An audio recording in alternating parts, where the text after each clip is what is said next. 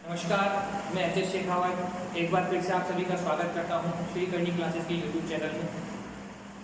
राजस्थान का भूगोल सामान्य परिचय हम लोग पढ़ रहे हैं, तो आप सभी फटाफट कॉपी पेन लेकर तैयार हो जाइए और शुरू करते हैं आज की क्लास। सामान्य परिचय में आगे बढ़ते हैं और बात करते हैं राजस्थान की सीमाओं को। हमने पढ़ा कि राजस्थान भारत के उत्तर पश्चिम में स्थित है। हम अगर भारतीय नक्शे में देखें तो राजस्थान से कहीं कोई जलीय सीमा नहीं लगती, राजस्थान की केवल स्थलीय सीमा ही लगती है। चलिए बात कर लेते हैं सीमाएं। सीमाएं दो प्रकार की होती हैं, जलीय और स्थलीय। अगर राजस्थान की बात करूं तो राजस्थान की कोई भी जलीय सीमा नहीं, तो फिर यहां से कैसा सवाल बनता है? देखिए, यहां से केवल दो बिंदु हैं, उनसे बनने वाले दो सवाल हैं। सबसे पहले बात कर लेते हैं नजदीकी जलीय राशि।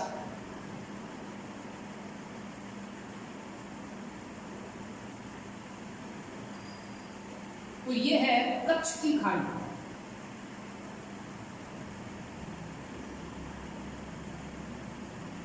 हम पढ़ेंगे, अक्वा तंत्र पढ़ेंगे, अरब सागर में गिरने वाली नदियां कच्छ की खाड़ी में गिरती हैं। तो नजदीकी जलीय राशि में है कच्छ की खाड़ी। कच्छ की खाड़ी है राजस्थान से लगभग 225 किलोमीटर। नजदीकी महासागर या सागर के संदर्भ में पूछा जाए तो ये है हमारे अरब सागर। ये है लगभग 400 किलोमीटर की दूरी। और जो मोस्ट इंपोर्टेंट सवाल है वो है नजदीकी बंदरगाह। राजस्थान का जो नजदीकी बंदरगाह है वो है गुजरात का कांडला बंदरगाह। कांडला बंदरगाह कहां है? कांडला बंदरगाह है गुजरात में। देखिए, सवाल बन जाता है, यदि आप जयपुर के निवासी हैं, आपको जल परिवहन मार्ग से कोई सामान मंगवाना है तो आप किस बंदरगाह का प्रयोग करेंगे? कांडला बंदरगाह उत्तरी भारत का प्रमुख बंदरगाह है। ये एक ज्वारीय बंदरगाह है। चलिए आगे चलते हैं।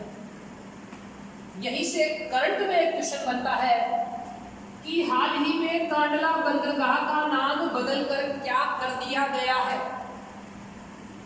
कांडला बंदरगाह का नवीन नाम। इस सवाल का जवाब आप मुझे कमेंट बॉक्स में देंगे। देखता हूं कि कितने भाई बहन अपनी पढ़ाई के प्रति सजग हैं और वीडियो को कंटिन्यूअसली देख रहे हैं। कांडला बंदरगाह का नवीन नाम आ चुका है ये सवाल। स्थलीय सीमा, बिल्कुल राजस्थान की स्थलीय सीमा है। राजस्थान चारों ओर स्थल से घिरा हुआ है। तो राजस्थान की स्थलीय सीमा कितनी है? ये है 5920 किलोमीटर स्क्वायर। इस स्थलीय सीमा को भी हम दो भागों में बांट देते हैं। एक है अंतरराष्ट्रीय सीमा और एक है अंतरराज्यीय सीमा। अंतरराष्ट्रीय सीमा राजस्थान के उत्तर पश्चिम में राजस्थान की सीमा लगती है पाकिस्तान से। पाकिस्तान देश है।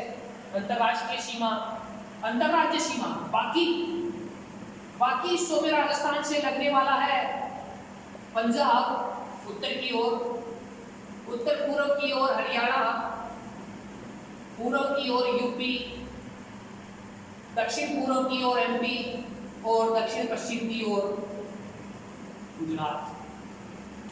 जो राजस्थान है, राजस्थान की स्थलीय सीमा है 5920। इसको हमने दो भागों में बांटा है, अंतरराष्ट्रीय सीमा और अंतरराज्यीय सीमा।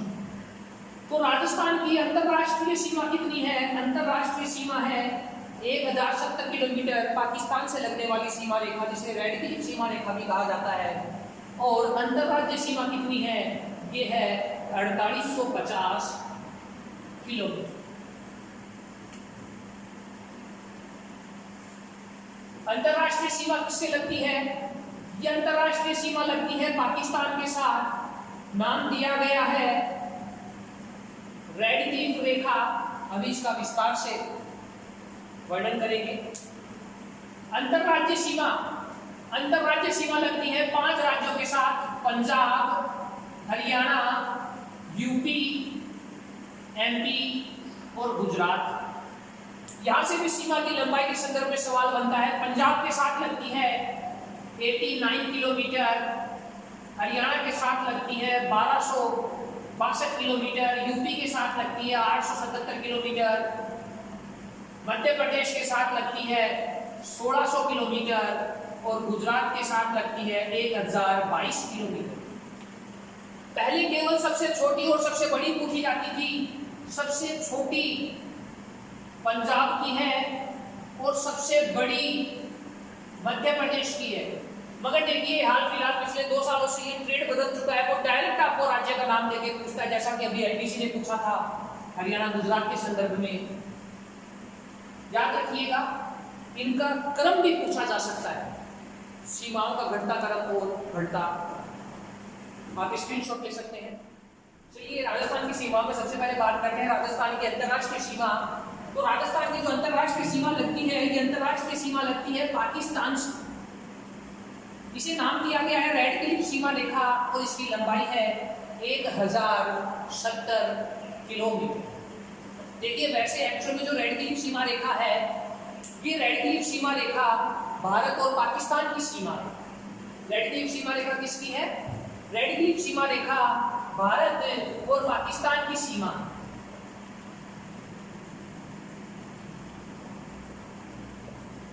इस सीमा की पूरी लंबाई 3323 किलोमीटर है।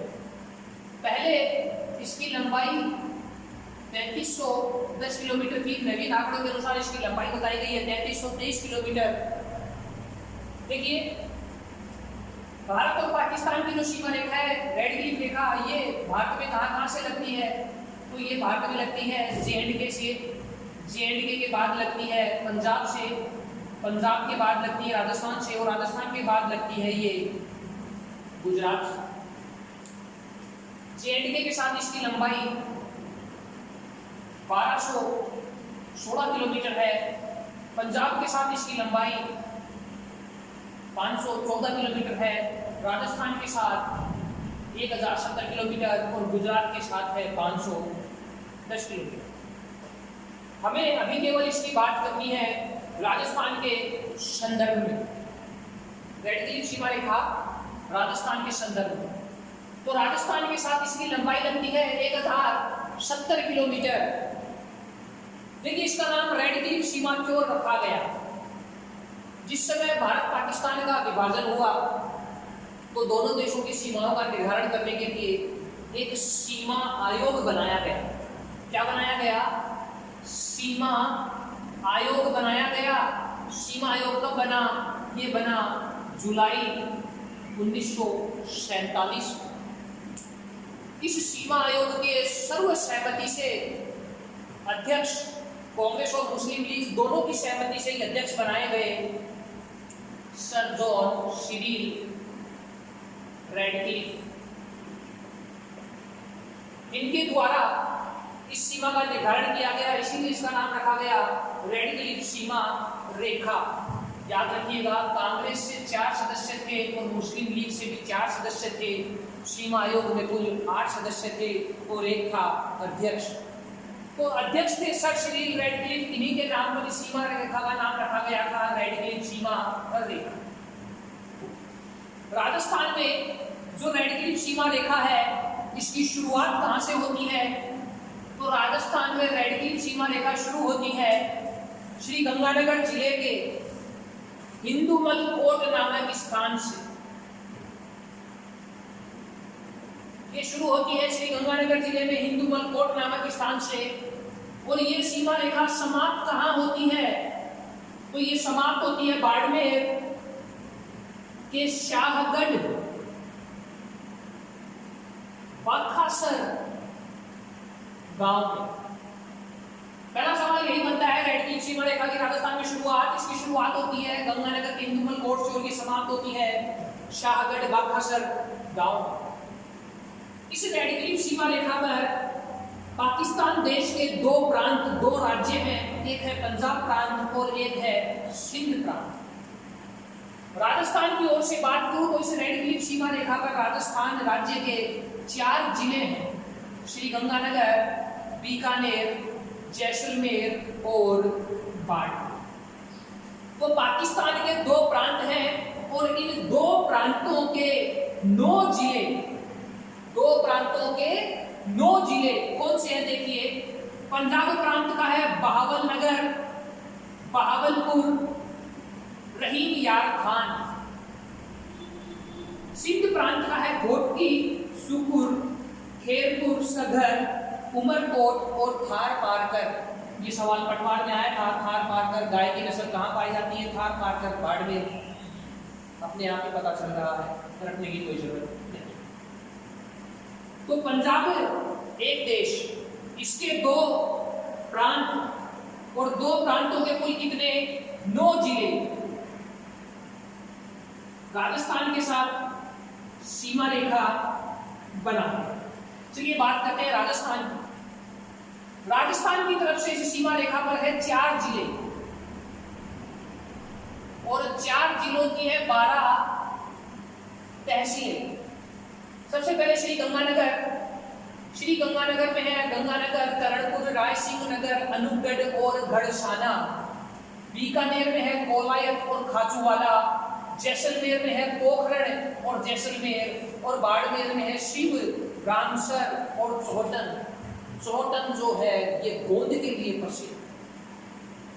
तहसीलों का सवाल अभी तक पूछा नहीं गया है, तो ये संभावित प्रश्न यहां से बन सकता है, याद रखिएगा।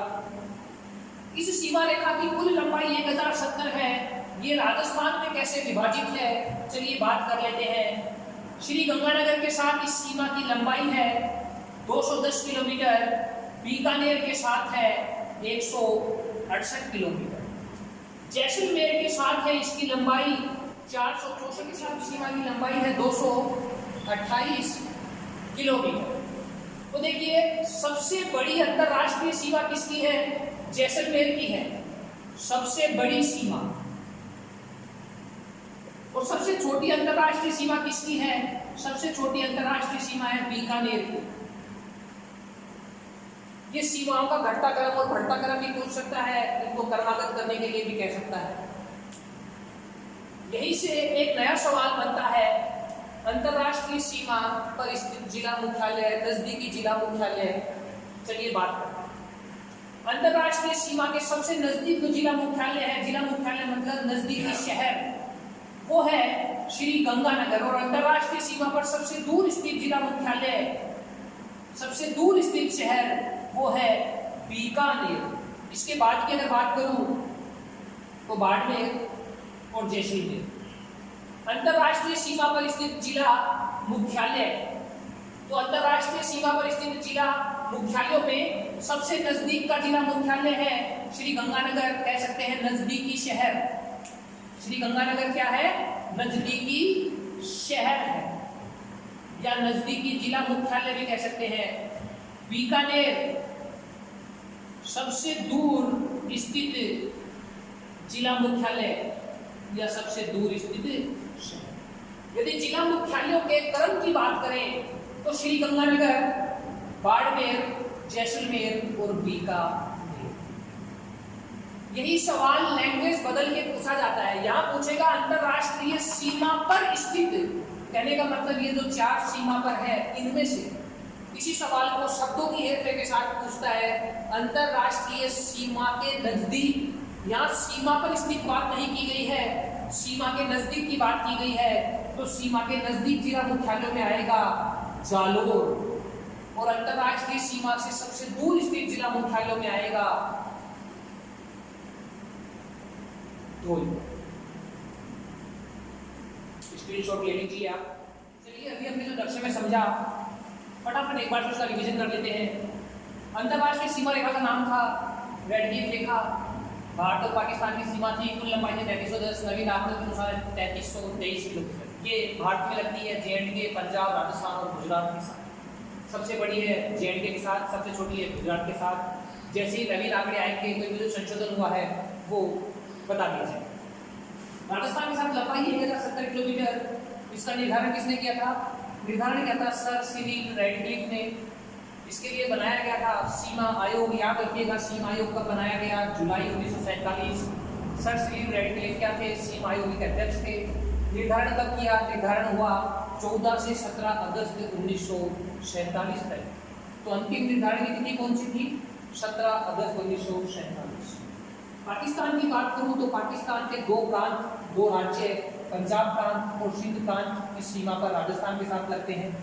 पंजाब प्रांत के हैं 3 जिले, बहावलनगर, बहावलपुर, रहीक यार खान। सिंध प्रांत के हैं 6 जिले, कोटकी, सुपुर, फीरपुर, सदर, उमरकोट और थार पार। अंतरराष्ट्रीय सीमा के संदर्भ में हम राजस्थान की स्थिति की बात करें तो राजस्थान के 4 जिले हैं और इन 4 जिलों की 12 तहसीलें। राजस्थान में अंतरराष्ट्रीय सीमा की शुरुआत होती है हिंदुमल कोट श्री गंगानगर से और अंतरराष्ट्रीय सीमा का अंत होता है शाहगढ़, बाखासर गांव, बाड़मेर। याद रखिएगा शाहगढ़ में देकर अनेक बार बाखासर गांव दे दिया जाता है। ये 4 जिले कौन से हैं? ये है कर्मागढ़ ऊपर से नीचे की ओर, श्री गंगानगर, बीकानेर, जैसलमेर और बाड़मेर। गंगानगर के साथ 210 किलोमीटर, बीकानेर के साथ 168 किलोमीटर, जैसलमेर के साथ 464 और बाड़मेर के साथ 228 किलोमीटर। सबसे छोटी अंतर्राष्ट्रीय सीमा बीकानेर की है, सबसे लंबी सबसे बड़ी अंतर्राष्ट्रीय सीमा जैसलमेर की है। बहुत बार यहाँ से डायरेक्ट में पूछते हैं, इनडायरेक्ट वे में पूछता है घटता क्रम, बढ़ता क्रम, आरोही क्रम और अवरोही क्रम। अवरोही घटते क्रम में बड़े से छोटे की हो तो जैसलमेर, बाड़मेर, श्री गंगानगर और बीकानेर। अगर इसी को पूछ लिया जाए आरोही क्रम में तो हम इसको उल्टा लिख दें। याद रखिएगा ये लंबाई के आधार पर क्रम पूछता है या स्थिति के आधार पर क्रम पूछता है, क्योंकि अनेक बार ये स्थिति के आधार पर उत्तर से दक्षिण की ओर, ऊपर से नीचे की ओर या नीचे से ऊपर की ओर भी क्रम पूछ लेता है। तो याद रखिएगा सबसे ऊपर है श्री गंगानगर, बीकानेर, जैसलमेर और बाड़मेर। सवाल अच्छे से समझिएगा कि इसने क्रम कैसे पूछा है, आप स्क्रीनशॉट ले सकते हैं। चलिए आगे बात करते हैं जिला मुख्यालय या नजदीकी शहर। यहाँ से ये कुल 4 प्रकार के सवाल बनते हैं। फर्क है सिर्फ लैंग्वेज का। सबसे पहले बात करते हैं अंतरराष्ट्रीय सीमा पर स्थित, कहने का मतलब जो 4 जिले उस बॉर्डर से लगते हैं उन 4 की ही केवल बात हो रही है। अंतरराष्ट्रीय सीमा पर स्थित नजदीकी जिला मुख्यालय, तो नजदीकी जिला मुख्यालय नजदीक का शहर था श्री गंगानगर।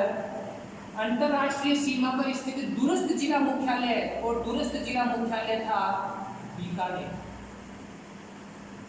यदि इनके क्रम की बात करें तो सबसे नजदीक है श्री गंगानगर, इसके बाद में आता है बाड़मेर, इसके बाद में आता है जैसलमेर और सबसे लास्ट में आता है बीकानेर। याद रखिए ये घटते क्रम और बढ़ते क्रम कैसे भी पूछ सकता है। सबसे नजदीक श्री गंगानगर है और सबसे दूर है बीका। इसी सवाल को लैंग्वेज बदल के पूछा जा सकता है अंतरराष्ट्रीय सीमा के नजदीक, कहने का मतलब इस बॉर्डर पर जितने भी जिले हैं वो और इसके अलावा और जिले कौन से हैं, उन सभी में सबसे नजदीक का शहर या जिला मुख्यालय कौन सा है। तो इसमें राइट आंसर है जालोर। बाड़मेर के नीचे है जालोर जिला। अंतरराष्ट्रीय सीमा से सबसे दूर, यहाँ सीमा पर स्थित की बात नहीं हो रही है, सीमा से सबसे दूर जिला मुख्यालय, तो सबसे दूर पूर्व की ओर, तो राजस्थान का पूर्व की ओर है धौलपुर। इस लैंग्वेज को समझिएगा कि वो सीमा पर स्थित पूछ रहा है या सीमा से या सीमा के पूछ रहा है। केवल शब्दों के हेरफेर से आपका सवाल पॉजिटिव से नेगेटिव हो जाएगा। आप इस अंतरराष्ट्रीय सीमा से लगने वाले संभाग देखिए, कुल 4 जिले हैं जिनमें एक है श्री गंगानगर और एक है बीकानेर। ये दोनों ही आते हैं बीकानेर संभाग। राजस्थान की संभागीय अवस्था आगे की कक्षाओं में पढ़ेंगे। अभी के लिए केवल बात कर लेते हैं श्री गंगानगर और बीकानेर को संभाग में आते हैं, ये आते हैं बीकानेर संभाग में। फिर अगला जिला है जैसलमेर और बाड़मेर, ये आते हैं जोधपुर संभाग। तो ये जो अंतरराष्ट्रीय सीमा है, इस अंतरराष्ट्रीय सीमा से कितने संभाग लगते हैं? हमारे 2 संभाग लगते हैं। तो बीकानेर संभाग लगता है और एक लगता है जोधपुर संभाग। मगर जोधपुर संभाग का जो संभागीय मुख्यालय है जोधपुर, ये अंतरराष्ट्रीय सीमा पर नहीं है। मगर बीकानेर संभाग, इसका संभागीय मुख्यालय भी बीकानेर, तो ये तो डायरेक्ट अंतरराष्ट्रीय सीमा पर ही स्थित। तो सबसे नजदीक और सबसे दूर, तो सबसे नजदीक कौन सा है? सबसे नजदीक है बीकानेर संभाग। सबसे दूर कौन है?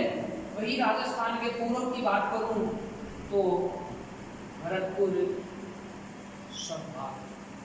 अंतरराष्ट्रीय सीमा पर स्थित संभाग कौन सा रहेगा? दो संभाग है जो अंतरराष्ट्रीय सीमा से लगते हैं, एक है बीकानेर संभाग और एक है जोधपुर संभाग। कौन सा संभाग के मुख्यालय अंतरराष्ट्रीय सीमा पर है? तो वो है बीकानेर संभाग। स्क्रीनशॉट ले लीजिए आप।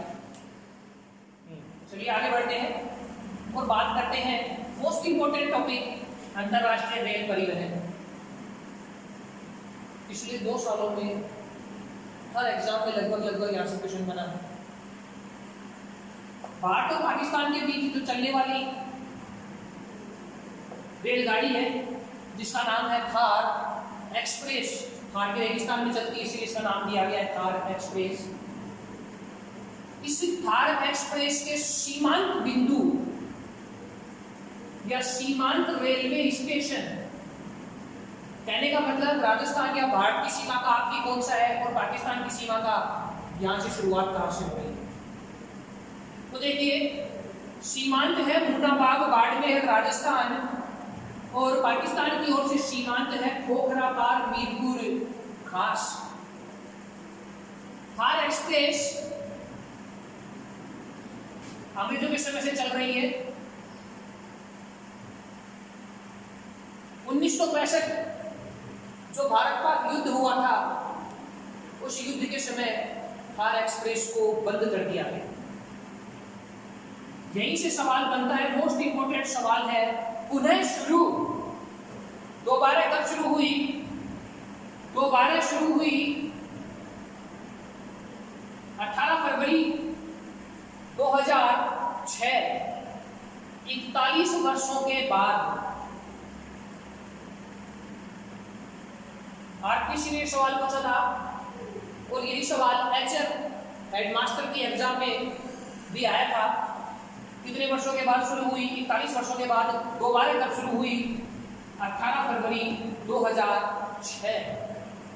देखिए ये जो मुनाबा बाड़मेर और खोखरापार मीरपुर खास है ये तो केवल सीमांत है कि पाकिस्तान की ओर से अंतिम कौन सा है, हमारी ओर से अंतिम कौन सा है, या बॉर्डर के जैसे नजदीक वाले ये कौन से है।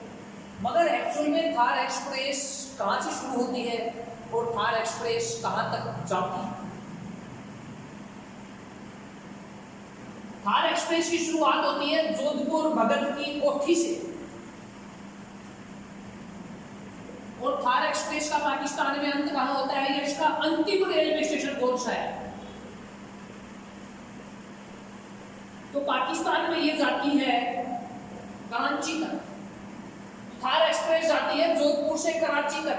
सीमांत रेलवे स्टेशन भारत में मुनाबाब बाड़मेर और पाकिस्तान में खोखरापार मीरपुर खास। इस रेलवे ट्रैक की लंबाई कितनी है, ये कितनी डिस्टेंस तय करती है? तो लगभग ये 329 किलोमीटर की डिस्टेंस को कवर करती है। ये पूरा का पूरा टॉपिक ही मोस्ट इंपोर्टेंट है, कहीं से कोई भी सवाल बन सकता है। अभी हाल फिलहाल चर्चा में था पुनः शुरुआत। देखिए अंतरराष्ट्रीय सीमा पर चलने वाली तो एक्सप्रेस है थार एक्सप्रेस, मगर भारत और पाकिस्तान के बीच एक रेलगाड़ी और भी चलती है जिसका नाम है समझौता एक्सप्रेस। समझौता एक्सप्रेस की शुरुआत 22 जुलाई 1976 को हुई थी। ये कहां से कहां तक चलती है? समझौता एक्सप्रेस चलती है दिल्ली, अटारी और पाकिस्तान में लाहौर तक। याद रखिएगा भारत और पाकिस्तान के बीच से दो अंतरराष्ट्रीय रेल परिवहन सेवाएं हैं, दो रेलगाड़ियां हैं, एक है थार एक्सप्रेस और एक समझौता एक्सप्रेस है। मगर राजस्थान के संदर्भ से इंपोर्टेंट है थार एक्सप्रेस, करंट से थोड़ा याद रखिएगा समझौता। ये करंट से दोनों ही टॉपिक बहुत इंपॉर्टेंट है। सर्जिकल स्ट्राइक का सवाल आ चुका है, एयर स्ट्राइक ये हुई थी 26 फरवरी 2019 को, और इसी एयर स्ट्राइक के कारण समझौता एक्सप्रेस कुछ समय के लिए बंद कर दी गई थी। याद रखिएगा, थार एक्सप्रेस नहीं, समझौता एक्सप्रेस कुछ समय के लिए बंद कर दी। ऐसा ही एक सवाल है, सर्जिकल स्ट्राइक जो हुई थी 29 सितंबर 2016। आज की क्लास में हमने पढ़ा राजस्थान की स्तरीय सीमाएं, और इसमें सबसे पहले हमने भाग 1 देखा, राजस्थान की अंतर्राष्ट्रीय सीमा। टॉपिक कैसा लगा नीचे कमेंट बॉक्स में हमें बताइए। कोई कमी हो या आप कोई सुझाव देना चाहें या आपके मन में कोई सवाल हो तो आप कमेंट बॉक्स में टाइप कीजिए, उसका उत्तर जल्दी से जल्दी दिया जाए। एग्ज़ाम की बात करें तो 3 मई के पश्चात लॉकडाउन समाप्त होने की संभावना है। लॉकडाउन समाप्त होने के बाद 2 महीने के अंदर अंदर एग्ज़ाम हो जाएगी। समय बहुत कम है आपके पास, अपनी तैयारी रखिए, डेली न्यूज़पेपर से अपने आप को अपडेट कीजिए, करंट से बनने वाले सवाल उनकी चर्चा कीजिए, और कोशिश कीजिए कि समय का आप सदुपयोग करें। समय बहुत कम है, इसे व्यर्थ में बर्बाद मत